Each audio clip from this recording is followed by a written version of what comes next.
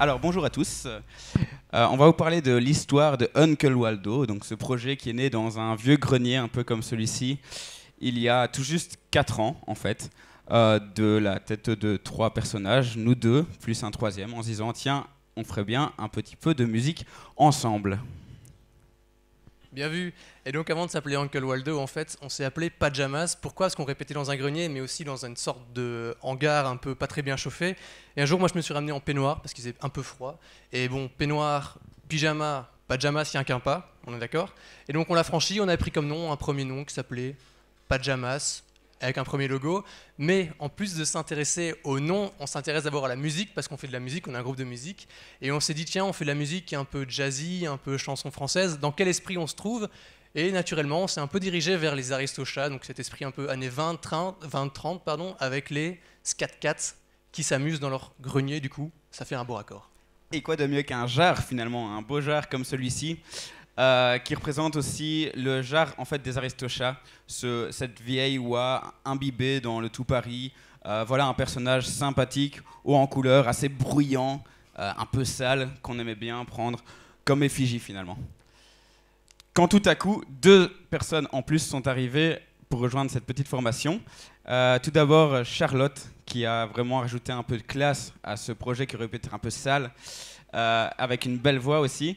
Alors que Laurent lui a rajouté un petit walking bass et un maximum de groove pour que l'expérience puisse se continuer à 5, tout simplement, dans une belle voiture. Et oui, et donc on est à 5, on a fait quelques répètes, et il y a un certain monsieur de potes qui vient nous voir et qui nous dit il se passe le What's Up Festival ici, avec le What's Up, le contest, et on n'a jamais fait de concert, et donc on se lance, on a fait une répétition à 2 répétitions, et c'est notre premier concert ici, à l'UCL Mons, parce qu'on est des anciens étudiants ici, et on se lance, et que se passe-t-il?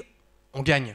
Et donc à la fin de la scène, on nous voit là, une première interview tous ensemble. C'est très drôle parce que cette deadline nous a vraiment fait avancer sur le projet, le fait de savoir que dans une semaine il fallait faire un set et qu'on avait en fait rien.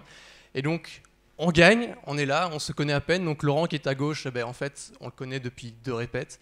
Finalement ça s'est très bien passé, et avec ce contest on gagne quelques jours en studio qui va nous permettre d'enregistrer une première démo.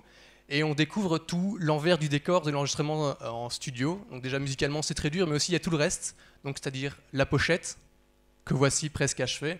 Et on découvre tout ça sur le tas, un peu tous ensemble, et 6 mois après les premières répètes, finalement, on a un objet en main.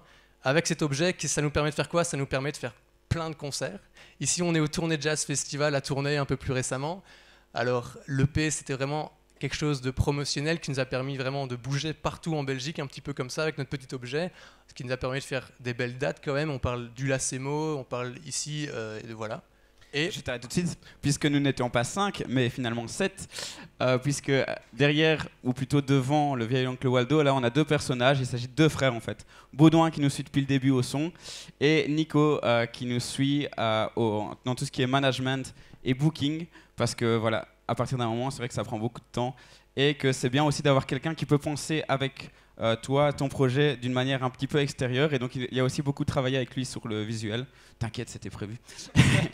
Voilà, par exemple, avec ce logo-ci, mais aussi sur toute une cohérence scénique pour avoir voilà, des chouettes fringues, des petits shorts, des petites chemises et tout ça, pour vraiment donner une homogénéité au projet et quelque chose de cohérent dans son ensemble.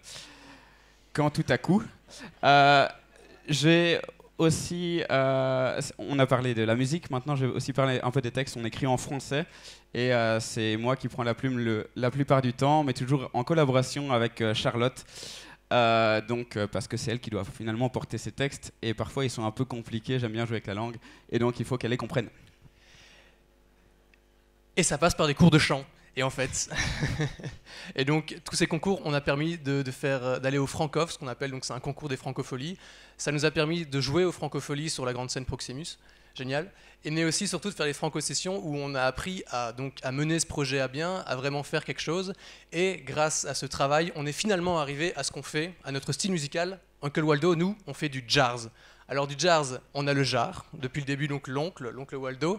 On a le jazz, parce qu'on fait un peu du jazz, c'est un peu swing. Et on a le rhythmic swing, parce que c'est un peu du rhythmic swing, on bouge bien, etc. Mais avec 2 Z, parce qu'on rajoute un petit zeste à nous. Et donc voilà. Voilà. En parlant de petits zestes, Vince arrive dans la bande, le dernier arrivé, donc il est trompettiste, tromboniste, guitariste, il est beau, il n'est pas célibataire, mais voilà, donc il nous a rejoint dans cette folle aventure et il a vraiment rajouté toute une couleur au son qu'on n'avait pas auparavant. Et avec lui, on s'est lancé non pas dans cet objectif Lune, ça c'est plutôt une petite dédicace à Monsieur Marion, mais un objectif pour nous tous ici proches de la Lune, en fait, c'est vraiment arriver à construire à partir de ce projet un album. Et voilà, et il y a plein de choses qui doivent se mettre en place, n'est-ce pas Benoît? Exactement. Alors avec l'EP, on a pu bénéficier du WhatsApp Contest avec un enregistrement studio qui nous était offert. Et ici, en fait, on était tout seul. Donc, première chose, c'était le financement. Comment est-ce qu'on allait financer notre projet? Eh bien, on a fait un crowdfunding via la plateforme KissKissBankBank et on est heureux. C'est parce qu'on a réussi. En fait, on a obtenu 120% de notre objectif grâce à 150 personnes, plus ou moins. Mais c'était que la première étape parce que faire un album, je peux vous assurer que c'est un vrai chantier. Donc tout d'abord, il y a eu ce financement, il y a eu le studio, il y a eu l'enregistrement, il y a le mixage du son, il y a le mastering, il y a le pressage. Ensuite, il faut penser à la pochette, donc engager un graphiste, etc. Il faut aussi penser plus loin, il faut penser au booking, il faut penser à la tournée, etc. C'est pour ça qu'on résume cette image par un chantier. Voilà, par un chantier et pourquoi pas par Lafayette et Napoléon qui sont en train de cravacher un maximum pour pouvoir sortir notre bébé le plus vite possible. Mais malgré tout, voilà, ça prend du temps, on est tous des amateurs et donc il y a plein de choses auxquelles on ne pense pas, etc. Donc on se construit avec le projet et donc on avance le plus vite possible. Mais pourtant, on a l'impression qu'on est un peu en train de dormir parce que ça fait pas mal de mois qu'on fait plus de dates. On n'en fait pas avant plusieurs mois aussi, mais parce que justement on essaye de prendre le temps de faire les choses bien. Quand on se voit, on répète, on parle beaucoup et on joue peu finalement parce qu'il faut mettre tout ça en place pour que le projet sorte. To be continued. Bravo, merci. Bravo.